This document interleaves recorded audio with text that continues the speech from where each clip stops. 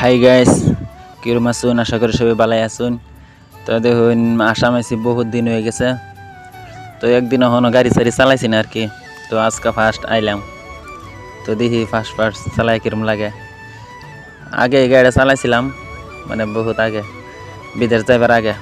তো আজকে আবার আইলাম চালাইবার। তো গাড়িটা বালাই আছে, চালাইম মোটামুটি বালাই লাগে। তো কামও যাইম, তেল সেল বড় হইব, বইরা কামও যাওয়া হইব। তো দেখতে থাকুন, তো ব্লগটা লাস্ট করে দেখবেন আর অল্প সাপোর্ট করবেন, আর অল্প একটা সবই সাবস্ক্রাইব করে দিবেন। তো 1000 সাবস্ক্রাইব লাগে আমার। তো দেখুন কামও হয়েছে, আজকে লোডিং আইছি, তো ট্র্যাক্টর লোডিং করতেছি। তো যারা যারা আসাম গাড়ি চালান তো জানেন কিরম কষ্ট। আসাম বহুতই কষ্ট গাড়ি চালানি।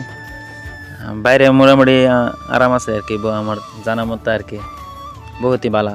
বাইরে এনে বহুত কষ্ট হয়ে যা।